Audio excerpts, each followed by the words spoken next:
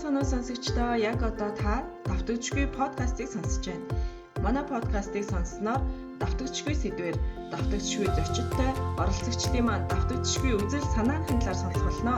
Ингээд багч болов мэдлэг мэдээлэл өгөх зорилготой мөн түнчлэн өөрийн давтагдчихгүй зан чанар юу вэ гэдгийг тунгаан бодох цагийг өгөх зорилготой хэвдэж буй манай подкаст нь тавтай боллоо.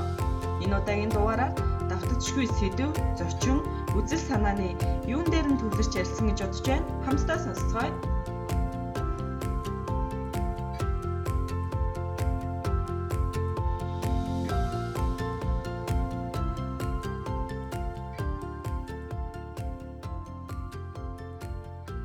Сайн мэцгааны сонсогчдоо ингээд манай давтагдчихгүй подкастын маань 4 дахь дугаар ийхүү эхэлж байна. Энэ дугаар маань бусад дугааруудаас их онцлогтой болж байгаа. Яг гэх юм бол нэгдүгээрт бид нар дууны асуудлаа шийдсэн. Одоо сонсож байгаа хүмүүст маань миний дуу сул оролцогчийн маань дуу чанга ингэж сонсогдохгүй яг нэгэн хэвийн хэмжээнд сонсогдохоор болж байгаа. За хоёрдугаарт энэ дугаарыг маань өргөцсөн оролцогч маань зөвхөн оролцогчоор биш мөн зочин хөтлөгчөөр бас оролцож байгаа юм шүү. За 3 дугаарт өмнө нь манай подкаст маань ерөнхийдөө тухайн хүнтэйгээ шууд ярилцаад явдаг байсан бол энэ удаагийн дугаараас подкастынхаа эхлэл болгон төгсгөлд тогтмолоор 2 асуулт асуудаг болсон байгаа. За энэ удаагийн дугаартаа бид хоёр нэгэн сонирхолтой сэдвээр магадгүй сонирхолтой гэхээсээ илүү хүмүүсийн мэдэх хэрэгтэй нэгэн сэдвээр ярилцах болно. Ингээд манай энэ удаагийн дугаараар маш олон төрлийн подкастыг шимтэн сонсдог. За гайхалтай нэгэн бүсгүй найз Эрдэнэ туяагаар урьж оролцуулсан байна. Сайн уу Эрка? Сайн уу онгороо. Сайн. Ингээд манай 4 дахь дугаард маань бас урилгыг маань хүлээн авч оролцож байгаа да. Эркада маш их баярлалаа. За маш их баярлалаа. Чамд бас өөрийнхөө дуртай зүйлийг маш амжилттайгаар хийгээд эхлээд явж байгаад баяр хүрмээр байна. Урьж оролцуулж байгаад маш их баяртай. За баярлалаа. За хоёулаа тэгэхээр ерөнхийдөө түрүүн хэлсэн нэгэн бас сэдвийг хөндөж ярилцсан гэж хэлж байгаа. Энэ сэдвээ хоёулаа эхлэхээс өмнө тогтмолоор асуух асуултаа ингээ асууя.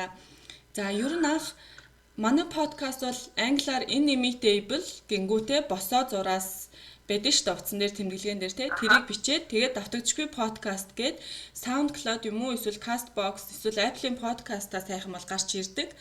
Тэгэхээр анх яг манай подкастыг минь сонсоод яг ямар мэдрэмж төрсэн бэ? Гэхдээ одоо оролцогчдын маань яриаг сонсохоосоо илүү хонгороо нэг юм давтагдчихгүй подкаст гэж хийж байгаа юм байна. Юуны тухай болж гэдэг юм уу? Тэр талаар яг ямар мэдрэмж төрсэн бэ? За дээрэс нь яг амьдрал чинь одоо тохиолж исэн маяг давтагдчихгүй гэдэг үгтэй дүйцхүүц тийм дурсамжаасаа бас хуваалцаасаа гэж хүсэж байна. За би болохоор ерөнхийдөө подкастуудыг бол сонсох дуртай. Тэгээд чиний подкастыг болохоор хийж эхэлж байгаагийн нэг юм танилцуулга интро явж исэн шүү дээ тийм. Тэрийг нь сонсоод илүү миний нөгөө найз гэдэг утгаараа маш сонирхолтой санагдсан. Тэгээд тэрийг сонсож үзээд нэр нь ч гэсэн надад их сонирхолтой сэдв шиг санагдсан л та. Яг одоо над шиг хүмүүст хэрэгтэй гой сэдвээр ярилцах юм байна гэж бодож исэн. Тэгээд хоёрдугаарт нь гэх юм бол давтагдчихгүй гэдгийг нь болохоор би ингэж л ойлгоод байгаа юм л да. Ерөнхийдөө хүн болгоно л давтагдчихгүй байдаг. Энэ нь болохоор гадаад үзмжээрээ зан чанарын хувьд бол давтагдах зан чанарууд нь илүү олон байдаг баг л та.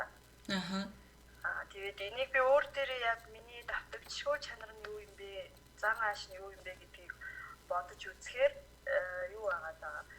Нэг юм би одоо дуртай байхаараа хэд их туйлширдаг юм шиг санагдсан. Ингээ бүр орхихгүй тэгээ маш удаан хугацаанд үргэлжлүүлээд яг тэр юмда үнэнч гэх юм уу. Тийм байт юм бэлээ. Энэ л магадгүй давтагдчихгүй зан ааш болох бах.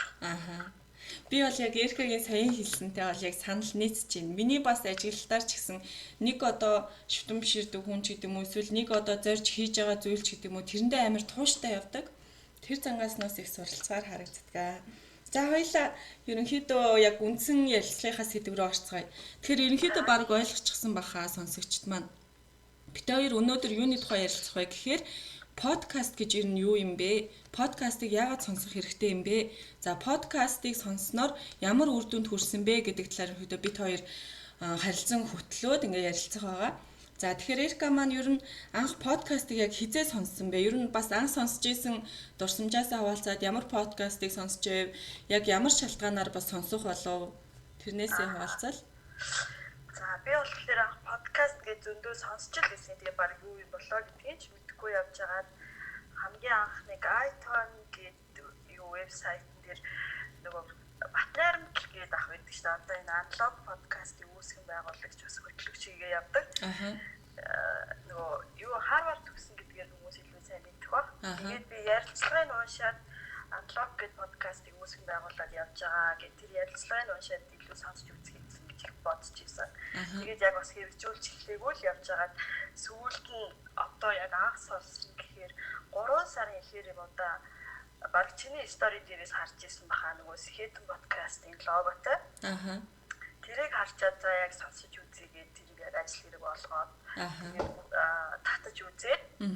Тэгээд анх подкаст гэсэн ийм юм байт юм байна гэд тийшээ ороод бүр өөртний гоё сонсохгүй мэдгүй хаагаар юу хийж явчихсан бол тоо гэж бодсон. Тинчээ баг бүлэгтний ертөнцөөс юм л та. Тэгээд тэндээс би Сэхэтэн подкастын нэг дугаарыг яг бүтэн сонссон.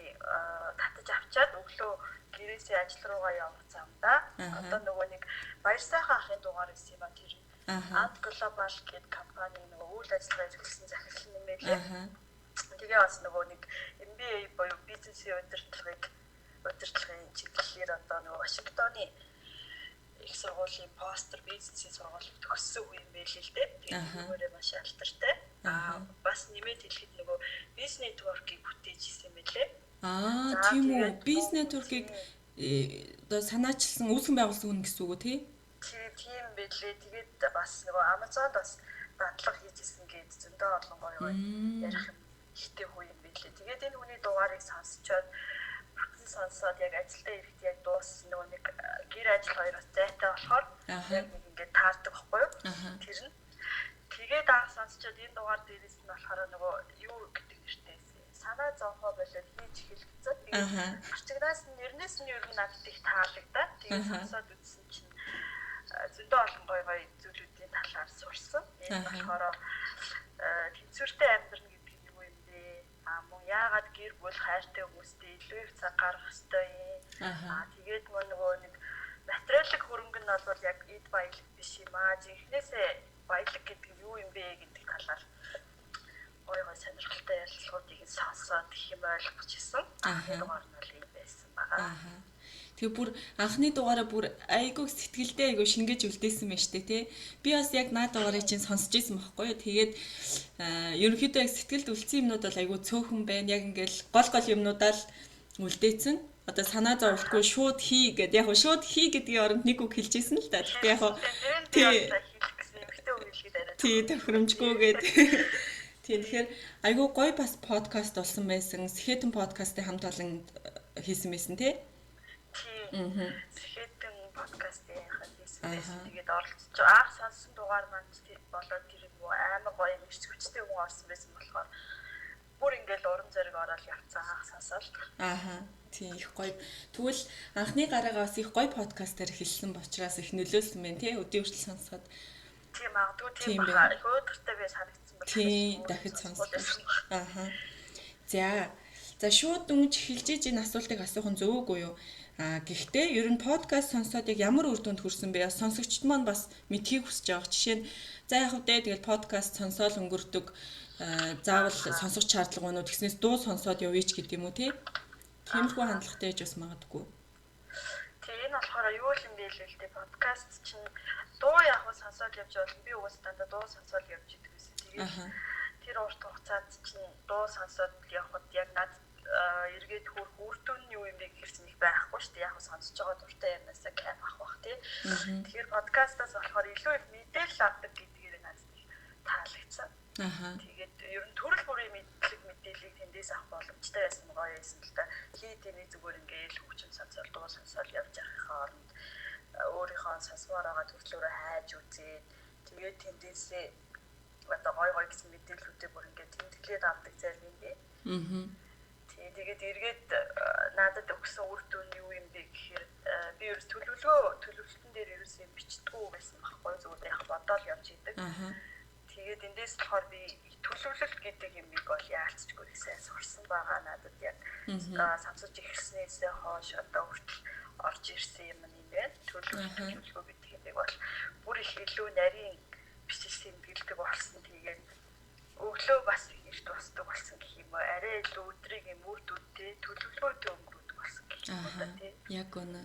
Тэгээ хамгийн гол нь яг ингээд сонсоод байхад Эркад маань болон за надад ч гэсэн ер нь сонсож байгаа хүмүүст их аливаа зүйлийг хийх сэтлийг их өгдөг баха тий. Одоо ингээд оролцогчдын яриаг сонсонгууд ийм мундаг хүмүүс байт юм байна. Пөө хэднэр чинь ямар мундаг юм бэ гэж айгүй их тийм нүг ирч хүч урам зориг авдаг. Тэгээд аливаа хийх сэтлийг их болж авдаг тий. тий сонсох тусам ингээд тийм гоё цаанаасаа л зөв юм би хийх ёстой юм шиг сэтгэл. Тий яг үнэ. Яг үнэ. Энэ дээр бас нэмээ хэлчихэд яг хөө залуучууд ерөнхийдөө их зарим нь ингэж ярьдаг байхгүй манай нийгэм их зөв байна. Залуучууд ч мэдлэг чадваргүй ч гэдэг юм айгүй их нөө тийм сөрөг комментууд одоо сөрөг бодлууд их байдаг байхгүй юу. Тэгмэд миний харж байгаагаар болохоор залуучууд бүгд айгүй мундаг болоо чадваржаад байгаа. Тэгэхээр ядаж ийм подкаст сонсох юм бол илүү зүгээр нэг фэйсбүүкээс харж байгаа нэг пост хараад нийгмийг дүгнэхээсээ илүү подкаст сонсох юм бол асар олон хүний мэдээллийг олж авна тий. Тэгэнгүүт их мэдээллээр цэнэглэгдэн тэгэхээр бас зөв одоо мэдээллийг цуглуулна гэсэн үг. Тэрийг бас их чухал байна. Одоо жишээлбэл оролцож байгаа хүн болгоноос бүр авах юм амар их байдаг. Тэгээд тэнцээ чинь бүр үеийн талаас сурж боловсроо төгчөөд байж хахад би энд одоо баг ингээд зүгээр суугаад иж болохгүй байна гэж өөр тийм сэтэлжүүлж өгдөг юм байна. Яг үнэ. За тэгвэл Эрка маань яг одоо хүртэл хамгийн их сонссон подкастаа нэрлвэл одоо маш олон подкастууд байдаг шүү дээ тий. Тэр дундаас одоо миний хамгийн их сонссон гэх юм бол би ер нь Unlox Head 2-ыг хойлол их сонсдог. Болж үзээд нөгөө нэг iPhone-ийн өөрийнх нь подкаст гэдэг аппликейшн байдаг шүү дээ тий. Тэрүүгээр тэгээ SoundCloud ажил дээр болохоор SoundCloud дээр ороод сонсчихдээ ерөнхий мэдээллүүдийг нь харж байгаа. Гоё сонирхолтой гэсэн үү бас юм хийж байгаа хоорондоо юм шийдж бийж байгаа хоорондоо бас давхар сонсоо явчихна. Яг үнэ. За сонсогчд маань ерөнхийдөө бас мэдээлэл авсан гэж бодож байна. Энэ дээр бас нэмээд миний зүгээс нэг товчхон подкасттай холбоотой хэдэн мэдээлэл хүргэе гэж бодлоо. За подкастыг ерөнхийдөө сонсож үзээгүй хүмүүс маань хамгийн түрүүнд подкаст гэж юу вэ гэдгийг толгоондоо юу гэж буулгаж авал зүгээрээ гэхээр ерөнхийдөө интернет радио гэдээ ойлгоод авчихад болно.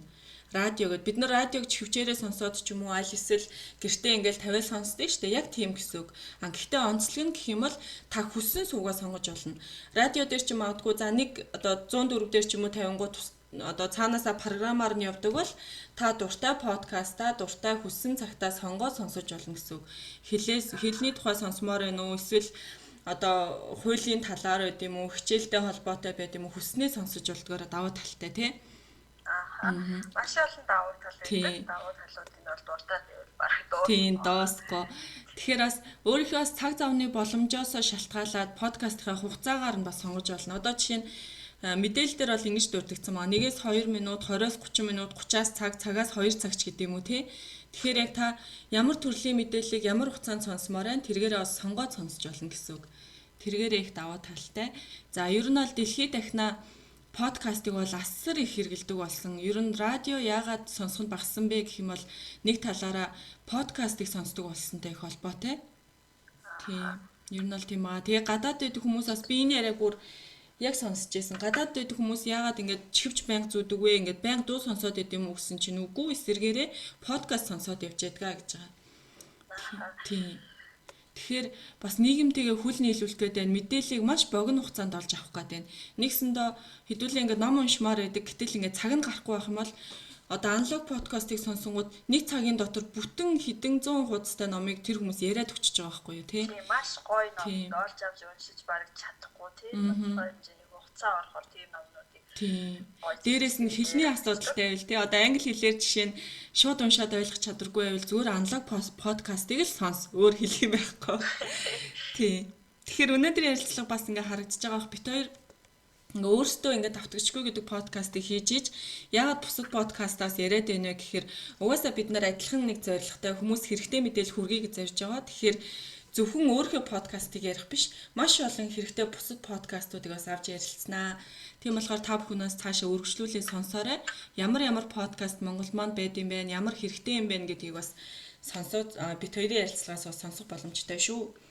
За. гоё подкастуудыг яриад танилцуулаад явчихсан Тий. тийм. Ааха.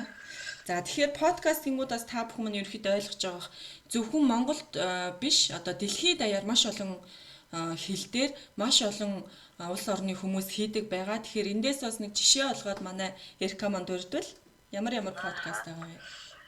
За тэгээ би энэ подкастуудад танилцуулахынхаа өмнө бас хэрэгтэй багчдод подкастаас яаж илүү их юм суралцах юм гэдэг дээр нэг 4 юм хэлээд өчмөрөө. Аха. За энэ нь болохоор одоо та нэг подкаст татаад сонсоод одоо танд хэрэгтэй мэдээлэл байх юм бол тэрхүү подкастын хандаа юу бичлэгээ заавал хадгалж үлдээрэй гэж хэлмээр байна. Тэгснээр хүссэн цагтаа тухайн бичлэгээ одоо сонсоод одоо ухраагаад сонсоод хадгалаад авч болно. Тэгээд амжаагүй үедээ ч юм уу дахиад нэг юм төвлөрөөгүй байх юм бол дахиад төвлөрөөд ингээд сонсоод үзэх боломжтой байдаг. Хоёрдугаарт нь болохоор тухайн подкастаас таалагдсан ингээд гоё хэсэг байх юм бол номын тэмдэглэл хөтөлдөг шүү дээ тийм. Тэртэй адилхан ингээд тэмдэглэл хөтлөөд бас сурчих хэрэгтэй. Энэ нь одоо таны мэдлэгийг чинь илүү их системтэй. Тэгээд урт хугацаанд яг ингээд өөр юм болох тийм бас нэг арга байд юм билээ. Тэгээ гуравдугаарт нь гэх юм бол подкастаа бол сонсчоо зүгээр тэгээд өнгөрчихгүйгээр доор нь сэтгэлдээ коммент өргүүлдэг хэрэгтэй юм билээ. Яагаад энэ хэрэгтэй юм бэ гэхээр одоо хүний нэг өөрийгөө илтгэх чадварт бас сайнаар нөлөөлдөг юм байна. Мөн нөгөө бичгийн чадварч нь бас дээшлээ. За тэгээд дөрөвдүгээрт нь болохоор шин санаа одоо подкастаас мэдсэн шин санаа, шин мэдлэгээ заавал өөрийнхөө амьдралд хэрэгжүүлээд оролдоод үзэх хэрэгтэй шүү гэдгийг бас хэлмээр байна. Яг үнэ. За висе 3 дахь дээр нэг нэмээд хэлчихөө.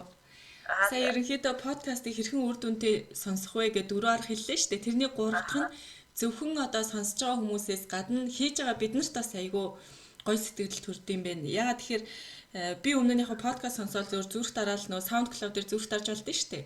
Зүрх дараал яваад идэгсэн комент бичидгүү. Тэнгүү тэр нэгсэндээ лайклж байгаа тэр хэлбэр нь дээрэс нь комент бичиж байгаа. Дээрэс нь тэр тухайн подкастад follower гэд дагагч болж байгаа нь тухайн яг подкаст хийж байгаа хүмүүстээ насар гоё мэдрэмж өгд юм билэ.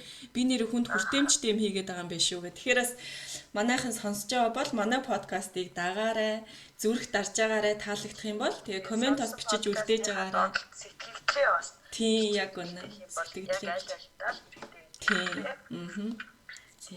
За тэгээд нөгөө хэл сайжруулах зорилгоор гэхээр зөндөө олон подкастууд байна л да. Би яг эндээс нь түүж аваад хэдийг танилцуулаа явчих гэж бодлоо.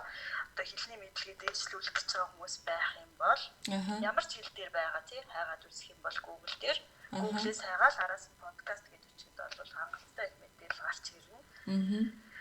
За тэгээд эндээс 3-4 подкаст дуртад явчих юм бол юу гэж үүд юм бэ?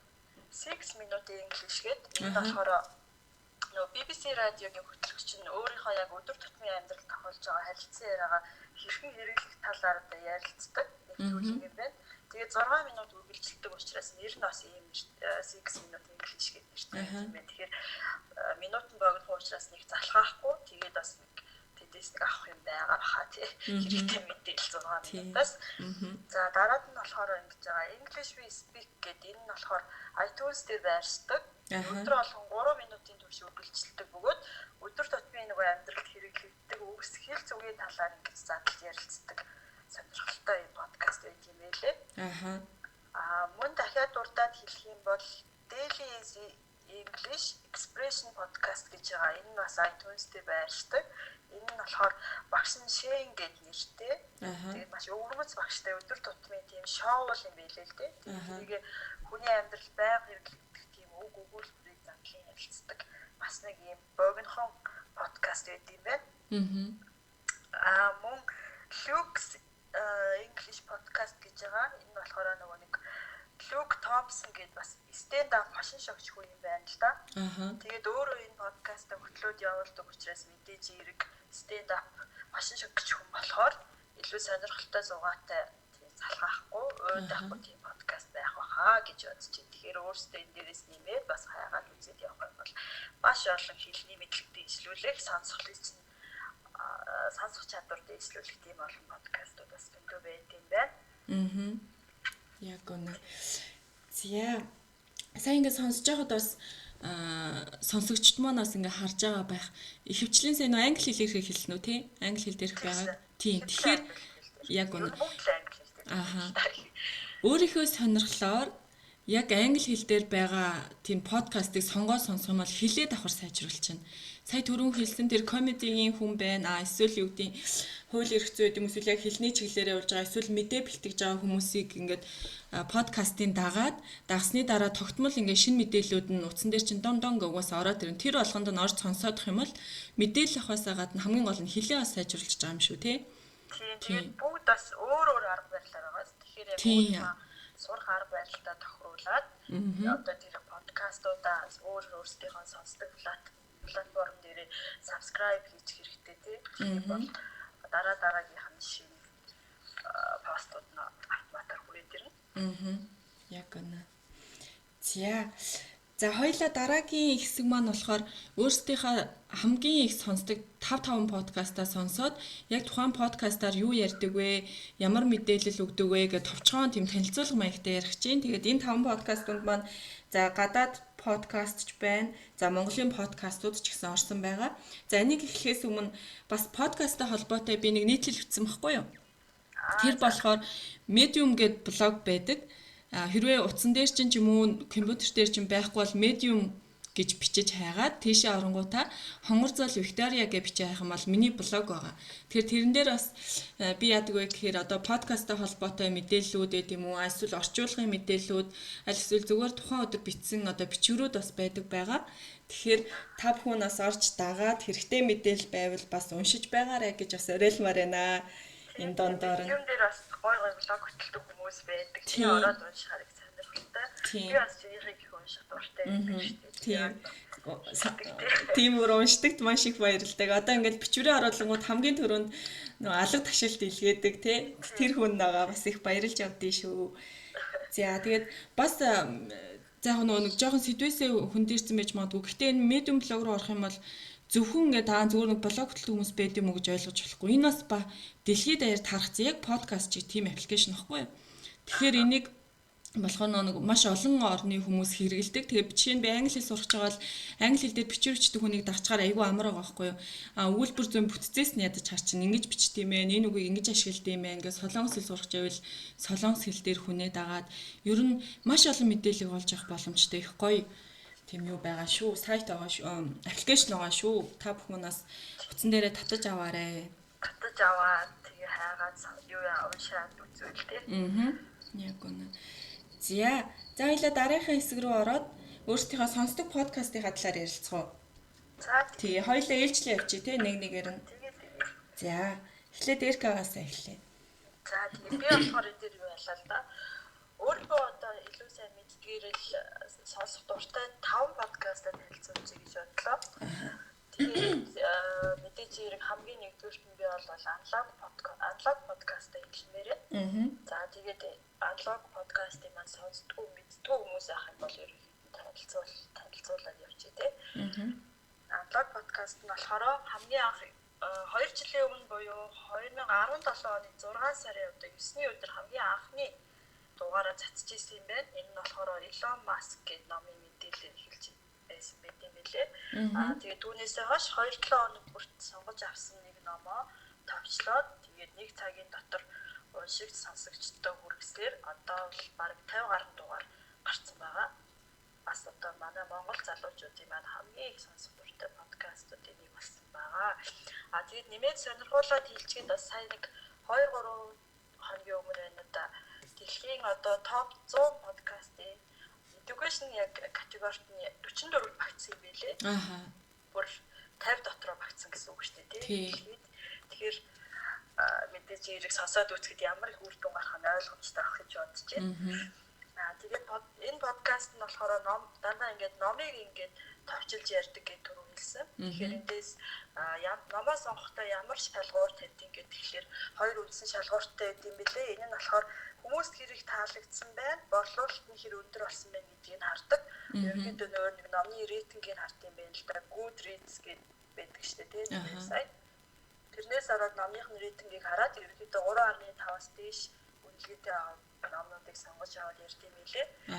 Тэгээд хоёр дахь үндсэн шалгуур нь болохоор тухайн үед манай одоо нэг хөтлөгчдийн өөрсдийнх нь уншмаар байгаа сэдв мөн байна уу, үгүй байна уу, өмнө уншиж давтагдчихсэн байна уу гэдгийг бас хараад намдаа юм шалгуур тавьд юм байлээ. Тэгээд бас сонсогчдоос нь их санал ирдэг юм байлээ л дээ. Ийм ном яриулмаар ийм ном гэдэг хэлдэг. Тэр болгонд нь тухайн номынх нь рейтинг сэтгэлийг нь судалж агаад өөрсдийнхөө нэг wishlist-д оруулдаг юм байлээ. Тэгээд аналог подкастын маань яг гол зорилго нь гэх юм бол дэлхийн одоо олон сая уншигчдыг байлдан дагуулсан номуудыг аль болох Монгол залуучуудтай хүргэх юм гоё зорилготой. Байдаг юм байлээ. Тэгэхээр өөрт нь юусоо сонсож байгаагүй хүмүүс байх юм бол бас яг аналог подкастын зүгээс санал болгож байгаа юм 5 ном байд юм бэ. Эний зүгээр би нэрийг хэлээд явчих тий. Энэ нь болохоор нөгөө ихнийхт нь Clayton Christensen гэдэг хүний How Will You Measure Your Life гэдэг та амьдралаа хэрхэн үнэлэн дүгнэх вэ гэсэн юм утгатай гоё ном байт юм билээ. Би бас энийг сонсож үзсэн. Тэгээ хоёрдугаарт нь болохоор нөгөө Michelle Obama-гийн ном байгаа. Миний түүх гэдэг.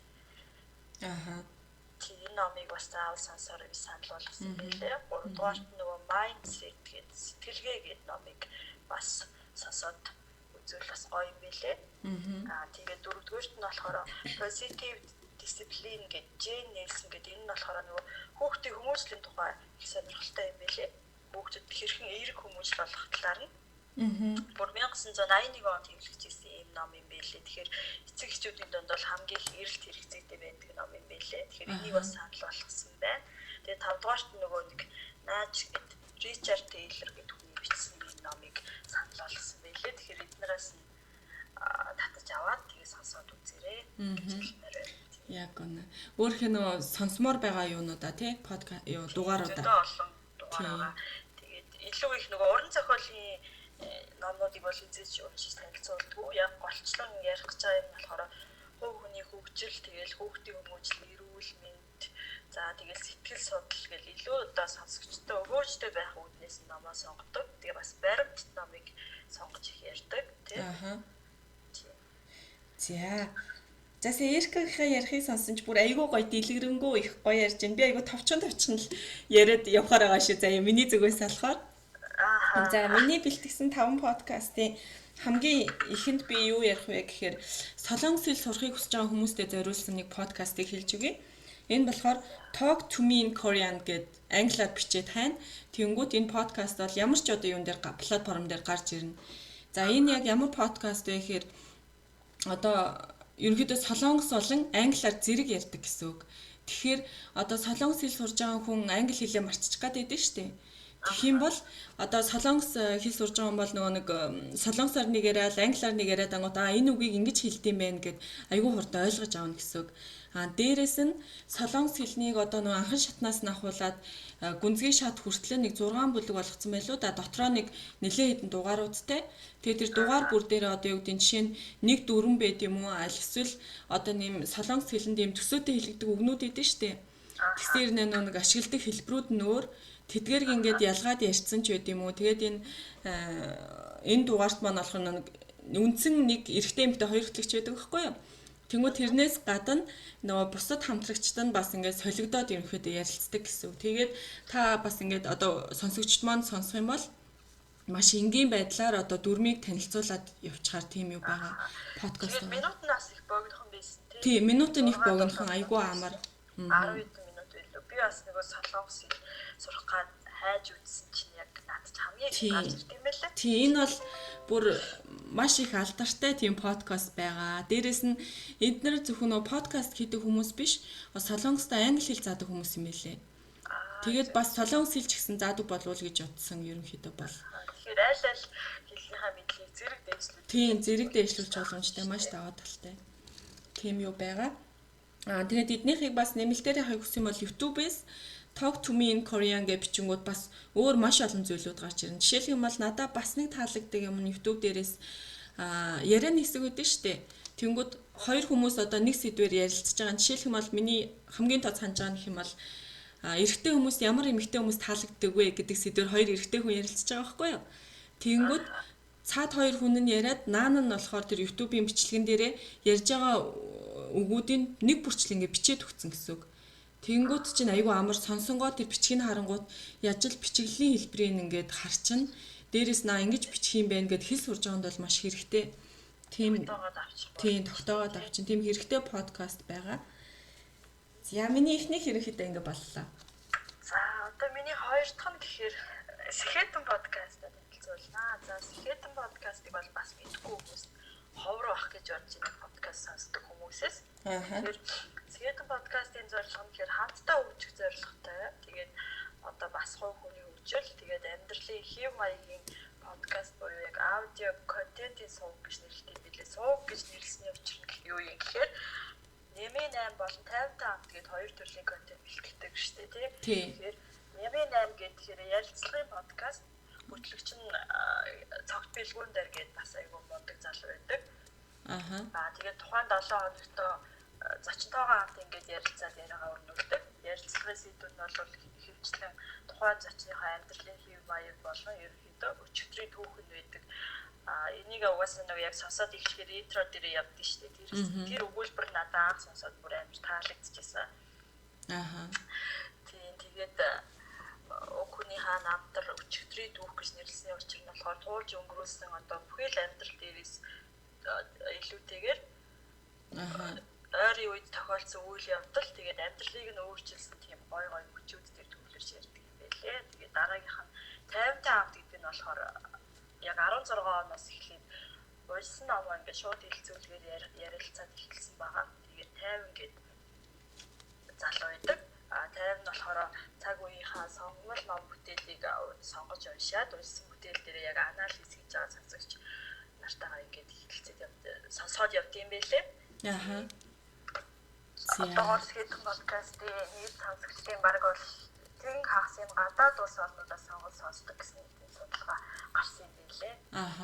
Тэгэхээр ерөнхийдөө товч танилцуулахад бол юм байна. Хайгаад үзвэл бол зөндөө олон дугаарууд гарч ирнэ. За Сэхэтэн подкаст гэдээ бас энэ дээр нэмээд хэлэхэд би бас Сэхэтэн подкастын цогт бэлгүүн дээр маш их баярлалаа гэж хэлмээр байгаа байхгүй юу? Яа тэгэхээр би бас танихгүй л дээ. Гэхдээ анх подкастаа хийж эхлэхдээ яг юунаас эхлэхээ мэддэггүй. Тэгээд би инстаграмаар нь бичсэн байхгүй юу? Би өөрөө Сэхэтэн подкастыг бас их сонсдог. Тэгээд за хариу өгөх байх гэж найдаа бичсэн чинь аягүй гоё хариу өгсөн. За подкастаа эхлэхийн тулд ингэж эхлэн ийм хэрэгтэй шүүгээд аягүй зөвлөгөө өгсөн. Тэгээд тэрний ачаараас зөвлөгөөнийх нь үндсэн дээр подкастаа маш хурдан эхлүүлж чадсан. Тэгэхээр цогт бэлгүүн дээр да маш их баярлалаа гэдгийг бас онцолж хэлмээр байна. Тийм. Дараагийн миний танилцуулах подкаст маань болохоор Эски хот гэдэг подкаст байгаа. Энэ яг ямар подкаст вэ гэхээр битэрийн танилцуулж байгаа подкастыг бас ерөнхийдөө харж байгаа дандаа төрөл төрлийн подкастуудыг аль болох сонгож авсан байгаа. Тэгэхээр энэ Эски хотыг би яагаад сонгосон бэ гэхээр ерөнхийдөө зорилго нь Улаанбаатар хотын хөгжлийн тухай подкаст гэж өөрсдөө нэрлсэн байгаа байхгүй юу. Тэгэхээр юу ярьдаг вэ гэхээр би хэд хэдэн подкастыг сонсож үзсэн. Нэг удаагийн подкаст оролцох нэг юм ярьсан. Хотын соёл болон орон сууц үйл хөдлөх хөрөнгийн талаар ярьсан байхгүй юу. Тэгсэн чинь үйл хөдлөх хөрөнгийг юу гэж ярьсан бэ гэхээр айгүй гоо жишээтэй л ярьж байлээ л дээ. Америкт гэж ярьж санагч байна. Яг ийм барилгажилт айгүйх явагдаад тэгсэн чинь айгүйх барилга баригдсан чинь өндөр барилгууд тэгээд бүр ийм айгүй том үргэлжээр нэг баригдаг барилгууд байдаг та. Тэгээд баригдаад эхэлсэн чинь нөгөө хүмүүсээ гоё орон сууцчлуулаад байгаа гэж бодсон чинь эсэргээрээ нэг тийм ядуусын хороололч юм шиг нэг тийм сонин хэсэг бүрдсэн гинэ эргээ харсан чинь. Тэгээд яасан бэ гэхээр эргээ харсан чинь тэр нөгөө янз бүрийн давхаргын ингээд хүмүүс орцсон. Ялангуяа жоохон мөнгө төгрөг муутай ч юм уу тиймэрхүү давхаргын хүмүүс орцсон юм байна л та. Тэгсэн чинь нөгөө өндөр баригдсан барилгуудад чинь нар тусгай байцсан. Тэгээ нарыг яагаад онцолж ийн вэ гэсэн чинь нар гэдэг хүмүүст ямар мэдрэмж өгдөг вэ гэхээр айгүй гоё гэрэл гэгээтэй мэдрэмж өгдөг гинэ. Тэгсэн чинь шамбаралцсан их барилга барьсан чинь эсэргээрээ тийм нөгөө гоё дулаан мэдрэмж өгөхөөсөө илүү нэг тийм одоо юу гэдэм бэ нэг ядуусын хороолол шиг хэсэг бүрдүүлсэн л гэж гисэн жишээ хэлсэн байхгүй юу. Тэгэхээр эндээс би яг юу гэж сонгосон бэ гэхээр одоо энэ барилга бариад байгаа чинь зүгээр ч нэг бас баригдах ёсгүй юм байна. Асар их зүйлийг бодолцож баригдах ёстой юм байна. Одоо манай Монгол улс ч гэсэн барилгажилт их явагдаж байгаа. Тэгэхээр хаа хүссэн газраас бариад байгаа нь бас буруу юм байна шүү. Төлөвлөлт гэдэг их чухал юм байна гэдгийг ойлгож авсан байхгүй юу. Тэгэхээр би бол тий энэ төрлийн хүн биш ч гэсэн зүгээр хотын соёл байд юм уу эсвэл үйл хөдлөх хөрөнгөтэй холбоотой иймэрхүү подкаст сонсчод нэг ч ихсэн зүйлээс мэдээд авах юм байна гэдэг үүднээс энэ подкастыг бас онцолж байгаа юм шүү. Тийм. Бас сонсч ирсэн байна. Тэ Facebook дээр бас эсхий иргээд юу пэйж хуудсан байт юм байл. Тийм, эсхий хот гээд Pelt City гээд ерөөдөө хайвал гарч ирэх байхаа. За би одоо дараагийнхаа танилцуулъя тий. За би болохоор Cool Монгол подкаст гэдэг байдаг. Энэ болохоор ерөөдөө монголчуудын тухай подкаст гэж нэртэй юм байл л дээ. Тэгээд ярилцлагууд нь бол яг нэлээд уртдуу. Гэхдээ бол урт ч гэсэндээ өөдөх тийм залхаах цаг ерөөсөө гарахгүй. Тэгээд дандаа сонирхолтой зочдуудыг өөрч илэн далахгүй тийм яриа өрнүүлдэг. Би болохоор хамгийн сүүлд нөгөө нэг MIT Harvard-ын төгсөгч нэг Алдар сайхан гэдэг юм ихтэй ярилцлагыг сонссон. Тэгээд тэрийг сонсоод бол их урам зориг орох юм билээ. Урам зориг орж Монгол залуусаараа бүр илүү тийм бахархах сэтгэл төрсөн. Тэгээд дандаа тийм үеийн залуустай үлгэр дуурайл бас мундаг хүмүүсийг урьж оролцуулдаг ийм гоё подкаст гэдэг юм лээ. Бас хайгаад сонсоод үзээрэй гэж хэлмээрээ. Би бас сонсож үзнэ. Cool Монгол гэд би дагцсан ирнэ яг нэг ч дугаарыг сонсоог байгаа нөгөө сонсдог хэдийгээ төлөхөө сонсоод. Бас тэгэхээр сонсож үзлээ. Гоё хүмүүс орд юм билээ. Бас нөгөө нэг хин бас орсон байсан. Одоо нөгөө UB comedy-гийн Батбэлэг гэж залуу эд штэ үүсгэх байгуулсан. Тийм. Тэрний бас орсон дугаарыг би сонссон юм бэл. Сонссон илүү сонирхолтой юм байлээ л дээ. Бас comedy гэдэг утгаар мэддэг учраас ч тийм юм. Тийм бах тий. За дараагийн танилцуулах подкаст маань Ухаарлын 7 хоног гэдэг подкаст байгаа. Тэгэхээр энэ подкастыг сонсох юм бол за би яг бүр уншаад өгч өөрсдийнх нь тэр about дээр ингэж ütсэн байна.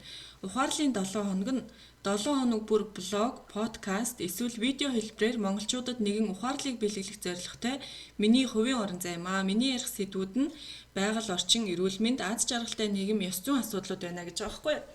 За би энийг уншихаасаа өмнө бүр сонсож ирсэн байхгүй гэсэн чинь аюу гой хоолойтой нэг эмэгтэй.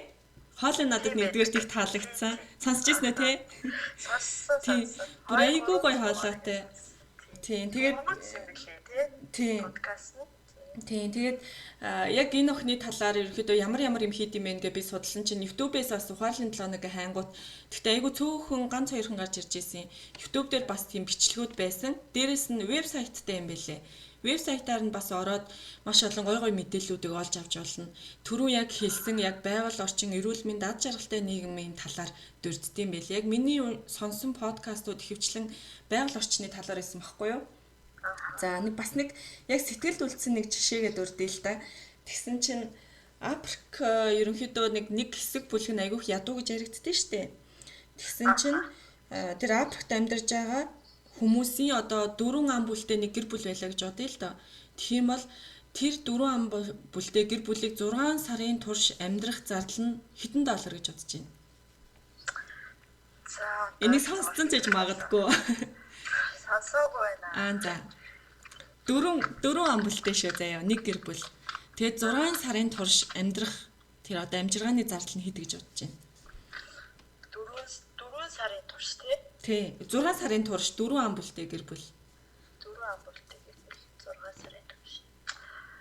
За яг Монгол мөнгөөр бодоод үзэх юм бол 6 сар гэдэг чинь бас нэлээд урт хугацаа шүү дээ тий? Тэгээд 4 ам бүлтэй гэхээр яг хэмнэн гэхэд яг одоо тооцоолоод хэлэх гэхээр за хэд гэж хэлэх юм бэ? 6 сар гэхээр чинь за ерөнхийдөө саяас бол давамт гэж хэлэх юм байна. За сая гэдэг чинь $500 гэсэн үг шүү дээ дундчлал.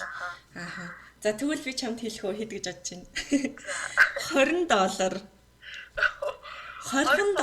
Тий $20-оор нэгсэндээ бол 4 аяг копи авч явах мөнгөөр бүхэл бүтэн Африкийн одоо 4 гишүүнтэй гэр бүлийг 6 сарын турш тэжээх мөнгө гэж байгаа байхгүй юу.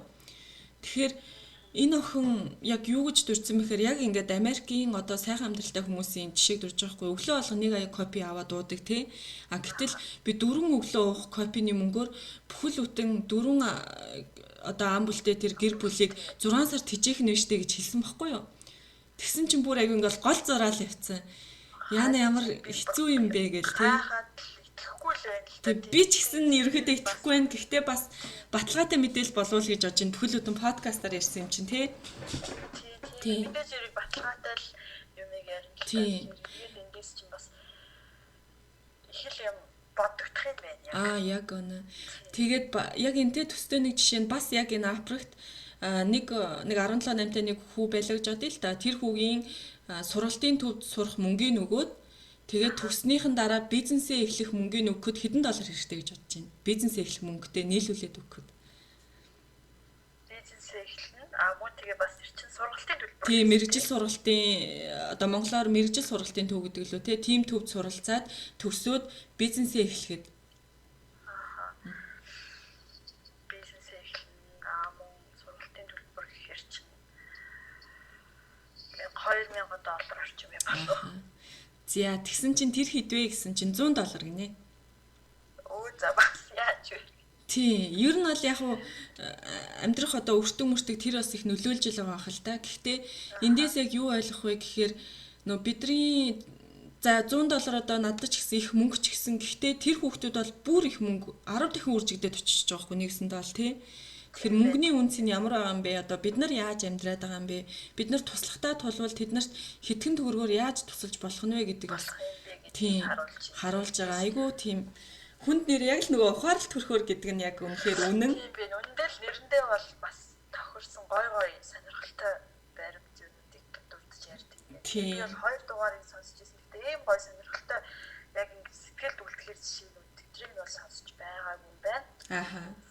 Надад сонсоод их таалагдж ирсэн. За аудио эсэгээр бас нөгөө эсэ маягийн юу уншдаг байгаа тий. Бас ингээд тэрийг би яг сонсч ирсэн. Тийм байна. Тийм юм байна. Эсэ бас уншдаг. Бас нөгөө Холландд оруулсан хүн байх юм бол бас эсэнүүдийн сонсоорой. Их гоё. Тийм их гоё ярьдаг охин байгаа. Маш гоё өгнөц хоолойтой намуухан тийм. Яг тэр эсэгийн сонсоод их гоё юм биш. Яг үнэ. За дараагийн подкаст орох уу? За тэгээ. Дараагийн подкастт би одоо өөр нэг яг нэг цөөхөн дугаар гарсан байгаа л одоохондоо. Гэтэ би өөрөө их сонсох дуртай. Энэ нь болохоор нөгөө нэг Навад ярилцъя гэдэг подкаст байдаг. Catching up with Namyo гэдэг нэртэй.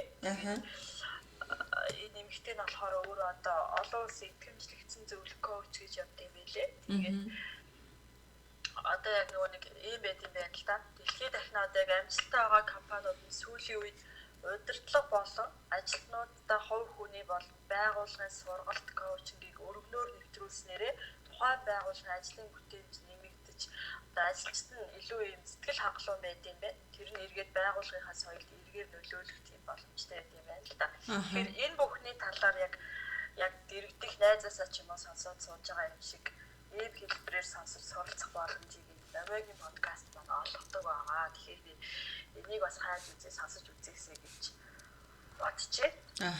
2 3 баг 4 дугаар орсон байгаа хаа. Ямар ч хамгийн сонирхолтой нөгөө нэг жилд хэрхэн 100 ном унших вэ гэд тэрийг сонсоод би зөндөө олон тэмдэглэж авах юм их байсан. Тэгээд нөгөө юу байсан нөгөө цагийн менежментийн 10 зөвлөгөөг би тэр талаар бас уншаад тэмдэглэж авсан байгаа.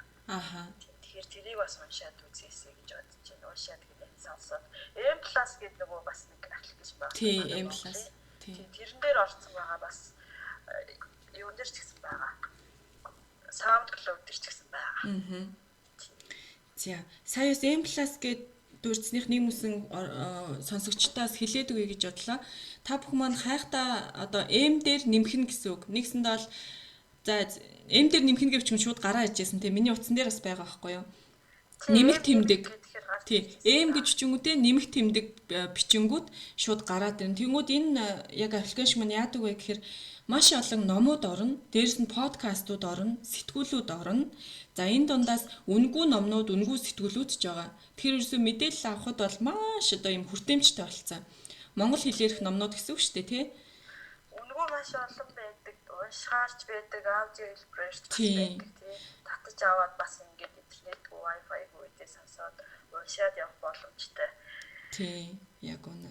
Би тэр юг Монголын нууц товчийг сонсч байсан.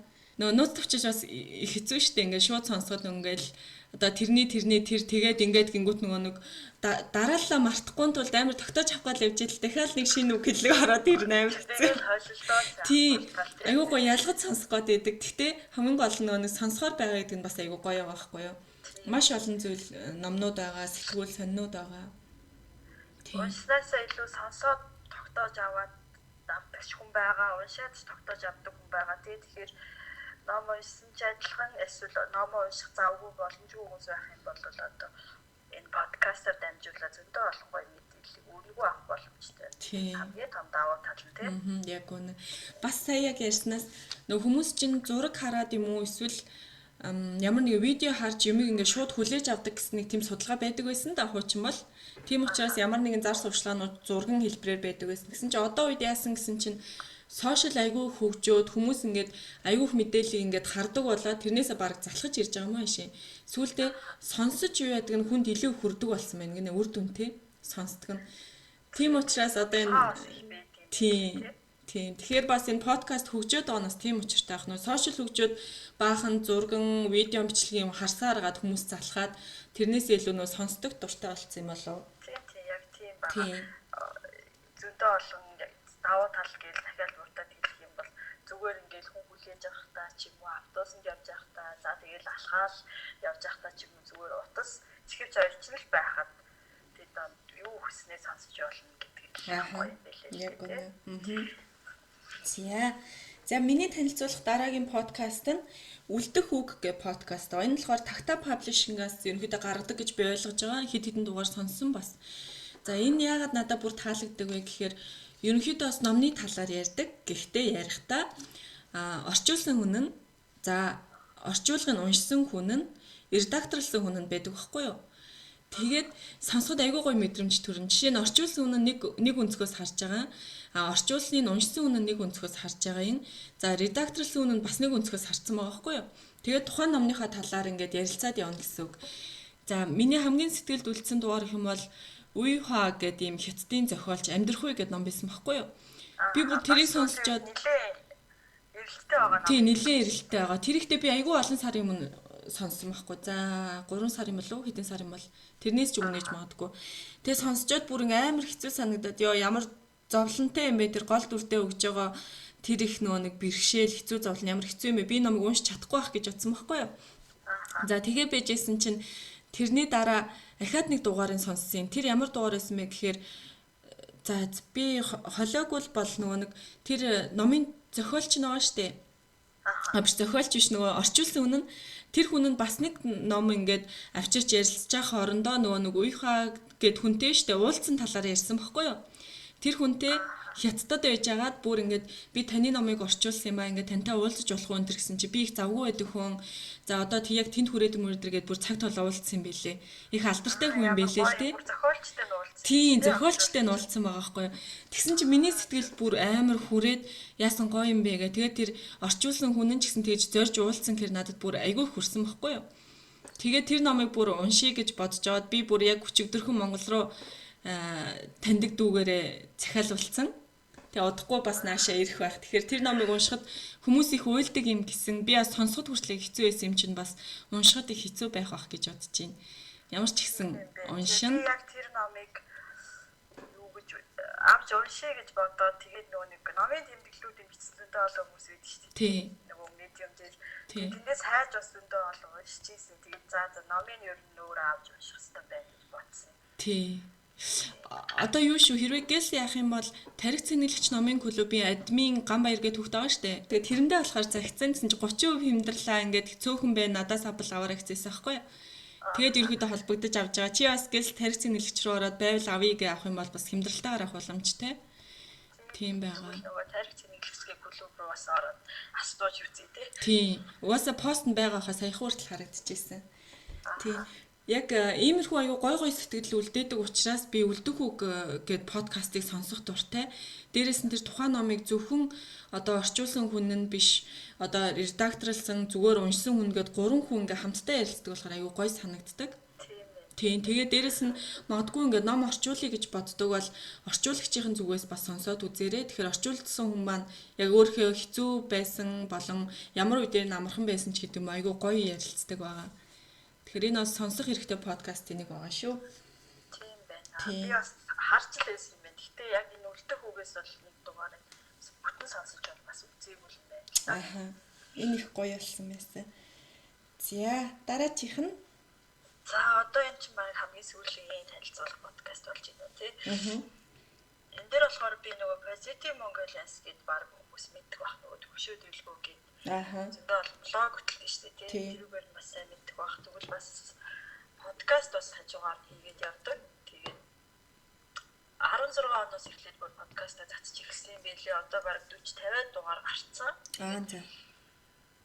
Дэлхийн одоо өнцөг болон бүр суугаа монголчууд одоо эерэг зөв хэрэгтэй гэсэн мэдээллийг энэхүү подкастаараа дамжуулаад сонсож байгаа хүмүүстэй хүргэдэг юм байна.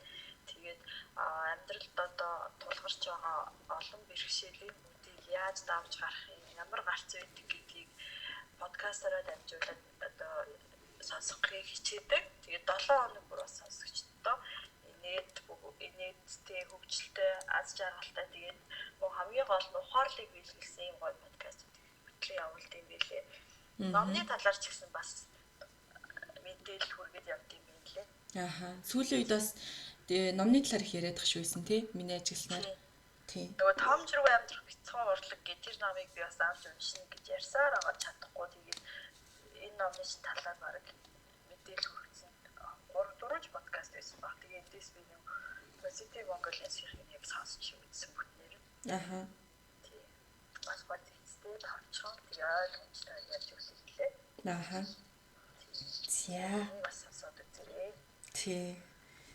За миний танилцуулах дараагийн подкаст маань хэр би яг нэгийг гэж онцлохоос илүү нэг 2-3 подкастыг шууд хэлээд өгчий. За байгаль орчин, эко амьдрал, за ер нь хүний одоо эдэлж хэрэгжилж байгаа юм хүн яаж эко байх ёстой юм ч гэдэг юм уу те. Тиймхүү чиглэлээр мэдээлэл бэлтгэдэг подкастууд хэмээл Sustainable Mongolia болон Eco Mongolia гэдэг подкастууд байгаа. Би энэ Sustainable-ыг бас их сонсох дуртай.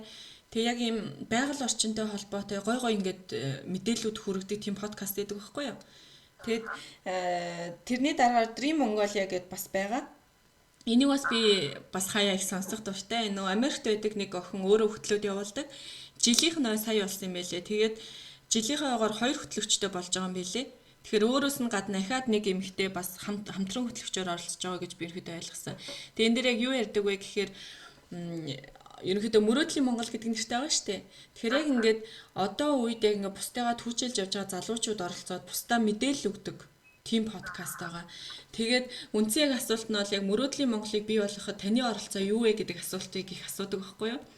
Тэгэхээр энэ асуултыг бас сонсож байгаа хүмүүс маань өөрөөсөө асуугаад үзээрэй. Мөрөөдлийн Монголыг бий болгоход та яг юу хийж чадах вэ? Яг энэ асуулт надад их таалагддаг. За бас ганцхан подкаст дууртууд бол энийг бол дууртахгүй байхын аргагүй.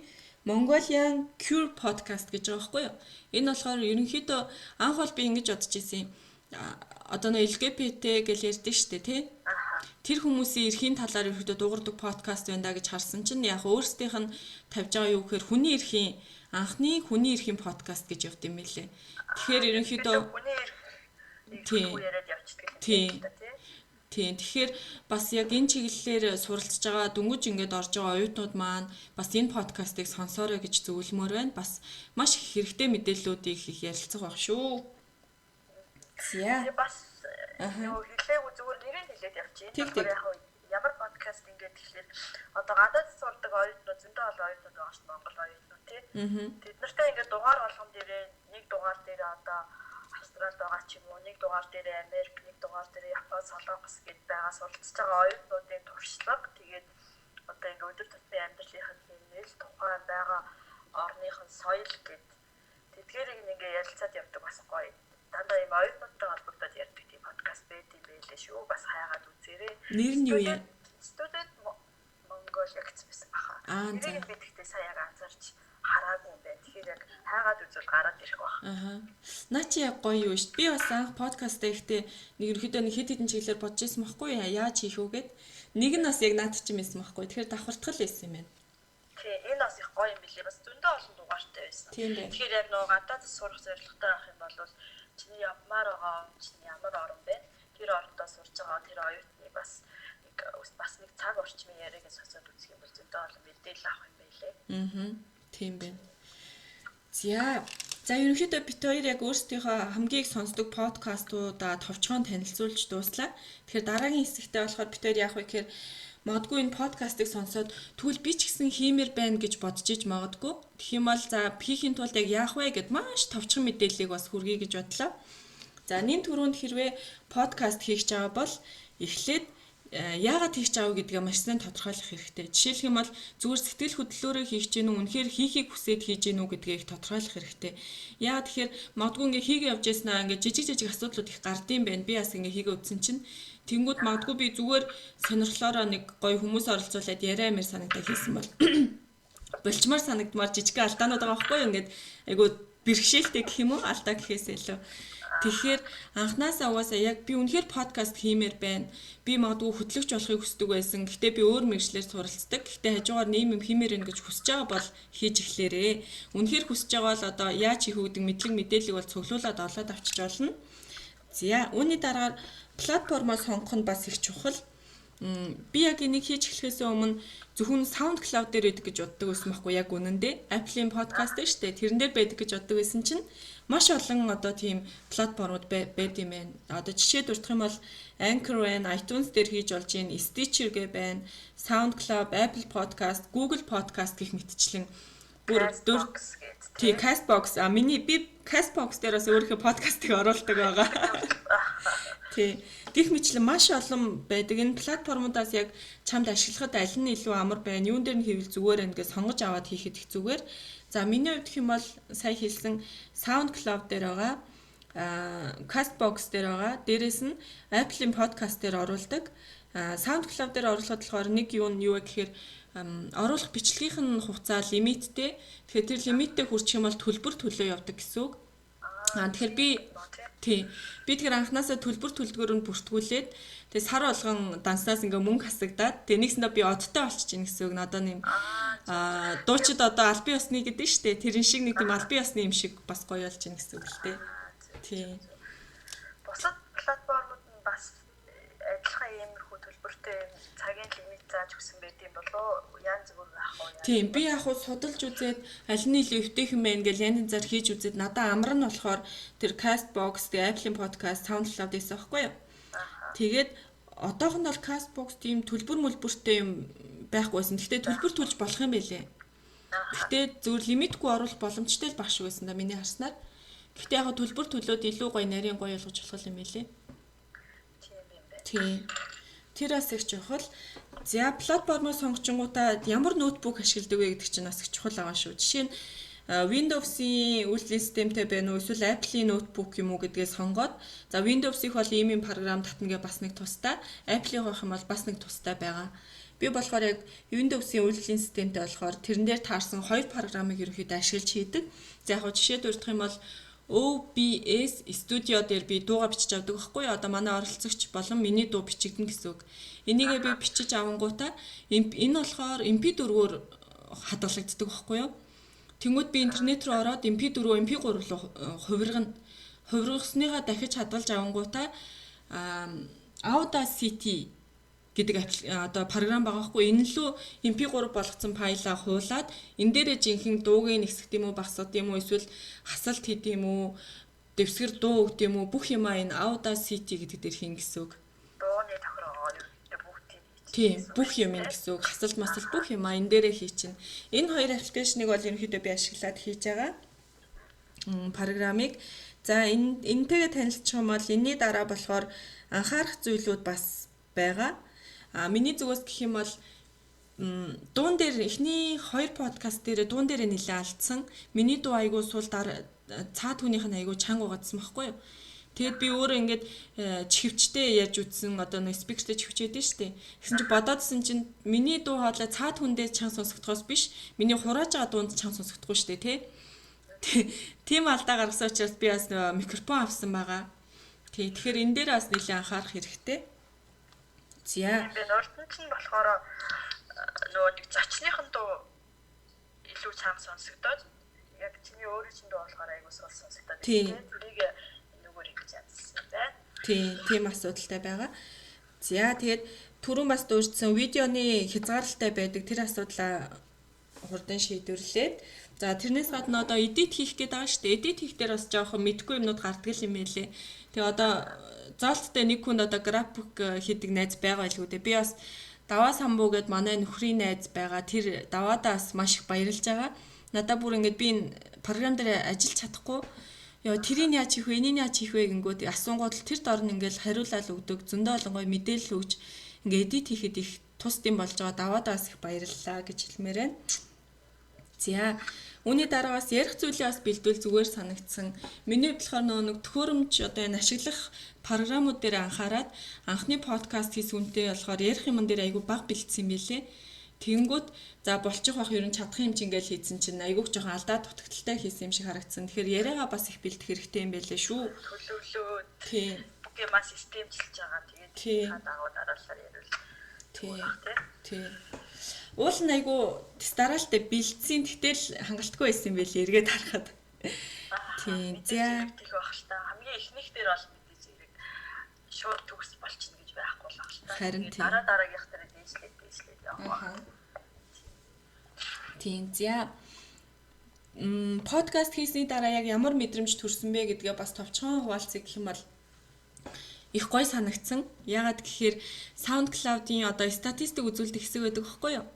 Тэрнлүү оронгууд ямар улс орноос сонсон нь харагддаг. Жишээ нь минийх дээр хамгийн дээр нь Монгол Солонгос хоёр дээр дор ороод ижээдэг байхгүй юу? Тэнгүүдээ бусад орнууд гэх юм бол айгүй маш олон орнууд гарч ирдэг.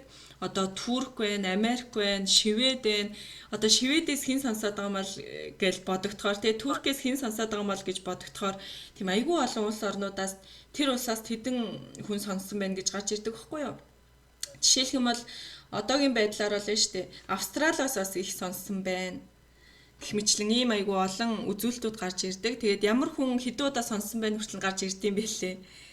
Тиймэрхүү үзүүлэлтүүд байна. Тэгэхээр үзүүлэлтийг бол маш сайн гаргаж ирдэг юм байна тий. Тийм учраас нөгөө нэг надад төрж байгаа сэтгэл нь айгүй гоё байгаа байхгүй юу? Юмаа ингээ хянаад явчихна гэсэн үг. Тий. За хүмүүсийн сэтгэл бичээд за одоо нэг зүрх дараад юм уу эсвэл дагагч болж байгаа шүү дээ. Тэгэхээр бас их гоё санагддсан байлээ. Бас ингээд өөрийнхөө нөө дуртай амиг хийгээд бүтээгээд явхад бусдад ингээд дэмжихээр их гоё сэтгэл төрдөм байна.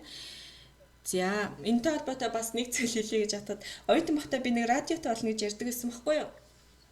Радио би болгоно одоо хүүхдийн радио гэж их ярьдаг байсан. Тэгсэн чинь нэг хідэн төгснөөс хойш хэдэн жилийн дараа манай нэг ангийн тэр хүүхэд чи яса радио хийн гэсэн юу болсон хийсэн юм уу гэж асуухгүй юу? Тэгсэн чинь юу вэ би хийгээгүй штэ мөнгө төгрөг нь хаана байна гэж тэгжсэн байхгүй юу? Тэгээ ингээ эргээ харсан чинь хэдий би радио хийгээгүй ч гэсэн радиотой төстэй хүсэж байгаа зүйлээс эхлүүлсэн байна гэдэг бас тийм. Тийм бараг л радио тийм подкаст чинь. Тийм. Тэгэхээр ийм бас гой мэдрэмжүүд бас их төрж ийн. Тэгэхээр бас хийхийг хүсэж байгаа хүмүүс байх юм бол судлаад хүнээс асууж зөвлөөд эхлээрээ гэж хэлмээр байна. Тэгээ бусдаас бас юугаараа онцгойлох юм гэдэг бас их сайн бодоорой. Миний хувьд болохоор би анх яг үнэндээ давтагдчихгүйгээ подкаста арай өөрөөр хийчихсэн байхгүй юу? Нөгөө мэрэгжил байдэн штэ. Энэ дэлхий дээр маш олон мэрэгжил байгаа. Тэгэхээр тэр олон мэрэгжлүүдээс нэг хүн оролцуулаад тэр мэрэгжлийн гоё юм нь юу юм, хэцүү юм нь юу юм, яагаад энэ мэрэгжлээр сурах ёстой, мэрэгших ёстой гэдэг талаар ярилцъя гэж бодож ирсэн байхгүй юу? Тэгээд айгүй хумигдмал болчих юм шиг санагдаад ерөнхийдөө болоод тэмүүтэ оролцож байгаа оролцогчдынхаа тэр нөгөө давтагдчихгүй үзэл санаа гэдэг юм уу хийж буй үйл хөргүүдийн сайн сайхан зүйлийг бусдад түгээе гэж түгээх зорилготоор энэ подкаста баг зэрэг өөрчилсөн байгаа. Тийм. Тэгээд нэрээ сонгохдоо болохоор ерөнхий агуулга юм байсан учраас давтагдчихгүй подкаст гэж нэрлсэн юм байна тийм. Анх нөө энэ нэрийг мэрэгчлэр гэж яхта бүр сонгоцсон байсан байхгүй юу? Тэнгүүтээ мэрэгжилэхэр амар хумигдчих юм байна гингүүтээ солиод агуулгын солигдоод нэр нь хэвэндээ үлдээд ерөнхийдөө хийж эхэллээ. Тийм. Нэр бас их чухал юм байна л та тийм. Тийм нэр айгуу чухал. Тэгээс хүмүүс маань зарим хүмүүс нөө өөрийнхөө нэрээр өгсөн мэдэн шүү дээ. Нөө санаагийн подкаст ч гэдэг юм уу тийм. Тийм тиймэрхүү байдлаар байдаг. Тэгэхээр бас хийхийг хүсэж байгаа хүмүүс маань өөрсдийн хүснээрээ бас өгөөрэй. Тийм гоё өөрөөс нэрээ бол гоё юм байна. Тэгэхээр зэрэг ярих зүйлийнхаа агуулгатай уялдаад нэрээ өгмөр байна. Ааха яг үнэ. За За ерөнхийдөө бид хоёрын подкастын талаар ярилцлагаас маань оролцогчд маань яг хэрэгтэй мэдээлэл олж авч чадвуу, подкаст гэж юу юм гэдэг талаар олж мэдвүү, бас тэр сэтгэлдээ бас бид хоёртой хуваалцаарай гэж хэлмээр байна. А бас тийм. Нэмээд бас асуух зүйл байвал комментээр асуугаа. Тийм сэтгэл бичээд асуугаарай. Бид хоёр ингээ байнга холбоотой баймаар байна шүү. Тийм. Тэгээд хариулаад явчихна. Аха. За энэ дугаарыг бас яагаад хийхээр болсон бэ гэхээр нөө подкаст мэдгүй хүмүүс бас их байгаад байсан тий. Тийм. Судалгаа чи тийм бис яг хэлчихлээ. Аха. Тэрийг би бас хариуг сонсъё гэж сая. За. Тэн дээр болохоор жоохон инээдтэй юм болсон л да. Би Facebook-ийн 600 найзтай байхгүй юу? Ерөөдөө бүр огт танихгүй ш таньдаг хүмүүс. Тэндээс 10% нь ядаж оролцох болов гэсэн чинь 0.4 орчим хувь нь оролцсон юм уу да? 22 хүн оролцсон. Тийм маш бага. 22 хүн оролцсноос 83% нь подкастыг мэдэн ямар нэгэн байдлаар сонсч ийсэн гээд үлдсэн 17% нь огт сонсож байгаагүй гэсэн хариулт өгсөн байлээ. Тэгэхээр яг хуу хэдий цөөхөн хүн оролцсон ч гэсэн түүрлэж авсан гэдэг утгаар бодоод тавьширх юм бол бас мэдгүй хүмүүс бас байгаад байгаа юм биш үү? Бас мэддгүүд нь ч бас байгаад байна шүү гэж бас харж болохоор байгаа. Тийм. Харцангуй яг мэддэг хүмүүс сүүлийн үед нэлээ ихсэн баха тийм. Тийм, сүүлийн үед ихсэн. Стори хийгээд нэг-нэгэндээ хүргээд би бас чадлаараа сонссон нөгөө подкаста энэ чиний подкастын юуны тухай ярьж байгаа гэдэг нь тухай ярьсан сонссон подкастынхаа талаар мэдээлэл өөрийнхөө сэтгэлийг тавьчих бичээд стори хийгээд тэгээ бас үзэх хүмүүс нь эндээс хэрэгтэй юм аваад ингэж болох юм байна гэж одоо стори хийгээд хэлсэн. Тэгээд яг миний эргэн тойрноос л подкаст гэдэг яг мэддэг хүн бол ер нь ховор байсан. Тэгэхээр мэддэг хүн нэлээ олон байгаа бох гэж бодож байна. Яг үнэ.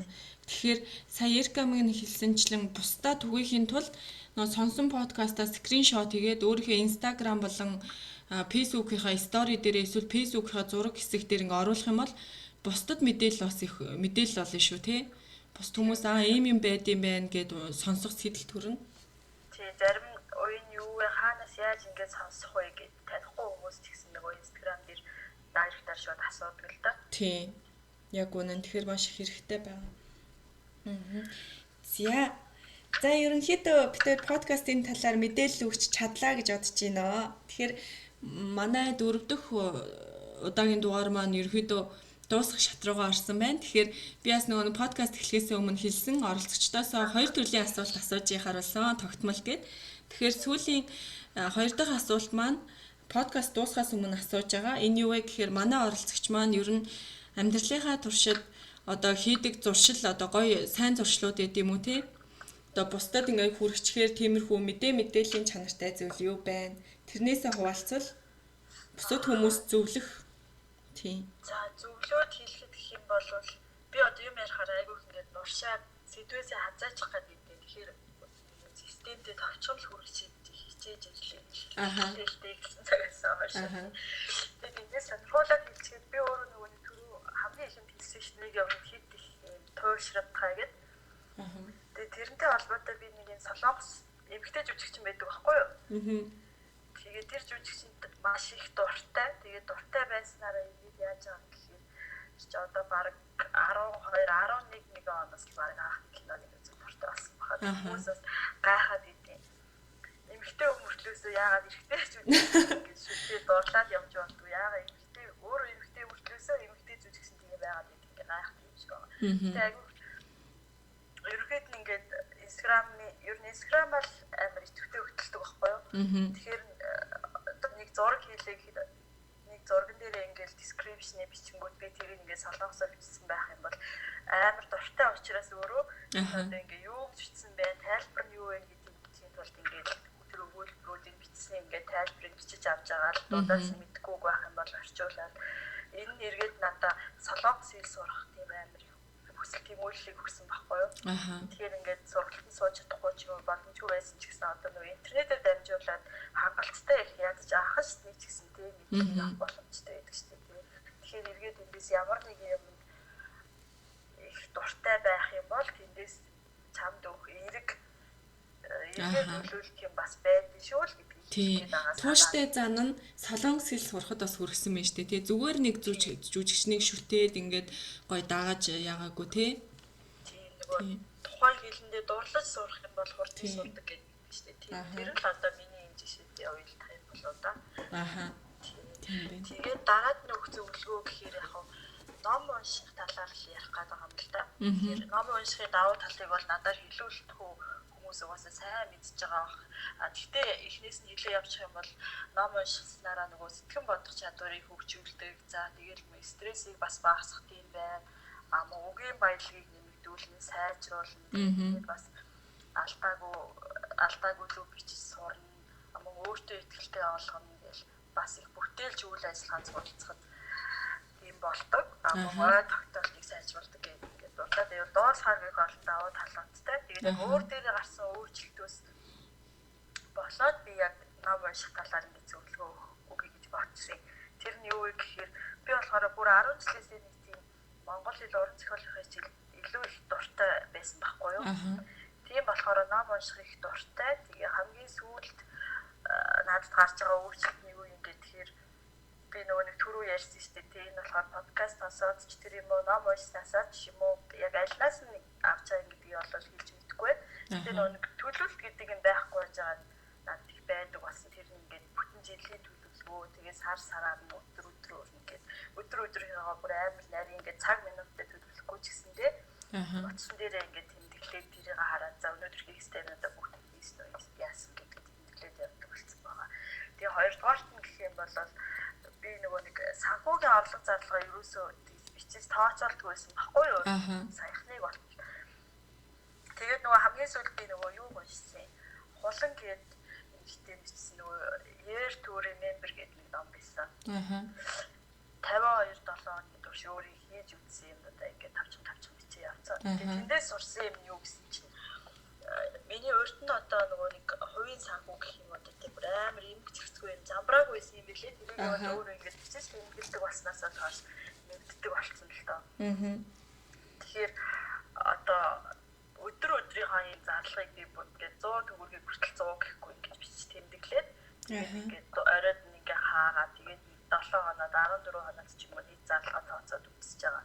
Тэгэнгүүт бичиж эхлэснээс хойш бүр амар их юм зарлагтай гэсэн орлого нь амар бага. Тэгээд ингээ өөр мөр тавиал дараа нь яхаа тооцоолохгүй явдаг байсан юм хэлээ л дээ.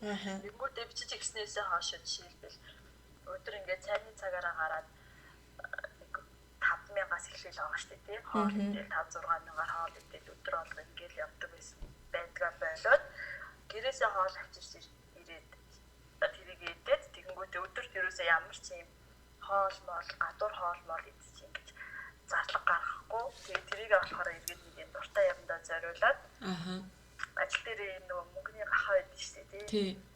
Тэрийг авч тавиад тэгээд ингээд өдөрт идэх одоо урд нь гадуур иддэг байсан хоолны мөнгөө тийшээгээд хийгээд хураагаад тэгээд өөрөө гэрээсээ юм бэлтэж ирээд тэгээд энэ нь эргээд надад маш их хэрэгтэй байсан. Эндээ бүр маш их сэтгэл хангалуун байгаа. Тэгэхээр бичээд явах нь их зөв юм билээ. Энийг би ном уншаад яг номноос харсан өөрчлөлтөхгүй надад. Тэгээд өөртөө бас ихтэй болт юм билээ. Ажиглаж байгаагүй ер нь готрон үзэлтэй юм байсан шүү дээ. Тэгээд нэг тиймэрхүү л байсан юм шиг байгаа. Одоо тэгээд ном уншсанаас хойш идэхгүй яагаад ч юм зүгээр л юм амар өөртөө ихтэй бүх юм нэг юм эргээр харддаг болсон гэх юм уу. Багийн сэтгэл санаагаар унаад байхад болцсон. Тэр нь бол яарчгүй нөө подкаст хоёроос авсан жишээ. Тэгээд ажиглаад тахад болохоор ийм юм билээ нөгөө нэг амаараа яриад ч юм уу ингээ бодоод яваад идэг байхаасаа илүү нөгөө цаасан дээр бичигдсэн юм илүү биелэлээ олох магадaltaй байдсан билээ. Энийг яг ажиглаад тахад ажил дээр ч гэсэн бид нар ингээд шийдэхгүй байгаа асуудлаа өргөдөл гэж бичээд ороод ингээд шийдүүлдэг шүү дээ. Даруулаад гарын хэсэг зуруулаад тэрнтэй адилхан ингээд төлөвлөгөөч юм бас тэрнтэй холбоотой цаасан дээр ингээд бичээд тэмдэглээд тэгээ бас өөрийнхөө хиймээр байгаа зорилготууд тэрийгээ бас ингээд цаасан дээр чигсааж бичээд тэгээд нэг ингээд хадгалаад өөртөө тэр үедээ уншихгүйгээр хэдэн жилийн дараа ч юм уу уншаад эндээс хэдэн биелэгдсэн байна. Ингээ хараа явах бол ер нь 190% биелэгдсэн байдаг гэсэн. Тэрийг би бас нөгөө Skate podcast нөгөө нэмэх 17 төслийн жижигээ гэдэг. Тийм би бас сонссон. Тэндээс сонсчод би яг тэрийг ингээд бичээд бас хэрэгжүүлж үзье гэж бодоод бичээд далт хийцэн байгаа. Ер нь л яг ажиглаад тахад сурсан болохоор ч тэр юм уу ингээд илүү хяналттай болчдөг юм шиг санагдсан надад. Аха. Тэгэхээр би ингэж л хэлэх гээд байгаа. Тэглгүй яг бүр айгүй гой зөвлөгөө өгч штэ. Тэр нөгөө мөнгө хураадаг болсон яасан гой зөвлөгөө тий бас. Тэрийг болохоор би хаанаас сурсан бэ? Би өөр нэг блог тэгээд хүмүүсийн ярилцлага энтрийг унших амар дуртай байхгүй. Ялангуяа нөгөө Unread дээр орж байгаа би хэрхэн ажиллах вэ гэдээ болон бидэн штэ. Тийм. Ажилдаг вэ гэхэлүү. Тэрийг бас их унших дуртай. Тэгж жаад би нөгөө нэг дэлхийн хэдэн орноор аялсан гэлээ нэг охин байдаг штэ. Энжирээ хэлцээ. Тэг чи маань хайц штэ. Аха. Тэр охины ярилцлагаас би яг нөгөө нэг мөнгө хураах талаар сурсан байхгүй. Тэгэл шийдэл нэг эхний 1-2 хоногт залхуурал өглөө басаад хоолууд хийхгүй тэгэл ирээл юм бэлэм аваад идчихэл ер нь хэцүү байсан л та. Тэгээ сүүлдээ яг ингээд гэрээсээ авчираад ингээд тэр нь эргээд маш хэмнэлттэй байсан таалагдаад тэгээд одоо яг ийм хэмнэлээр явдаг болсон. Тэгээд мэдээж нөгөө хахаадах мөнгөө дуртай юмдаа зориулаад хурааж байгаа. Аха. За.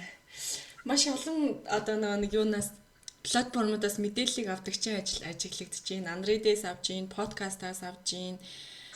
Тийм, маш олон одоо зүйлээс мэдээллүүдийг авдаг. Тэгснээрээ хүн бас нэг хөгждөйм болов уу гэж бас харагдаж байна, тий.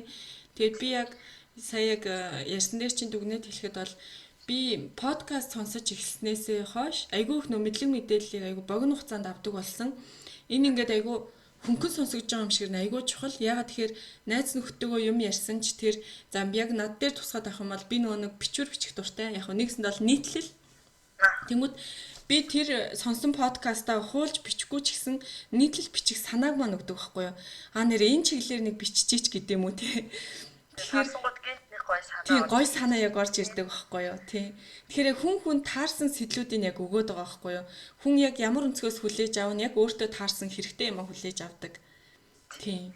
Тэгэхээр маш хэрэгтэй. Тэр чинь ингээд шинэ мэдээлэл орж ирж байгаа. Тийм. Үгүй чи юм мэдгүй л явж исэн байж дээ гэдэг юм подкаст сонсоо тийм. Яг үнэ.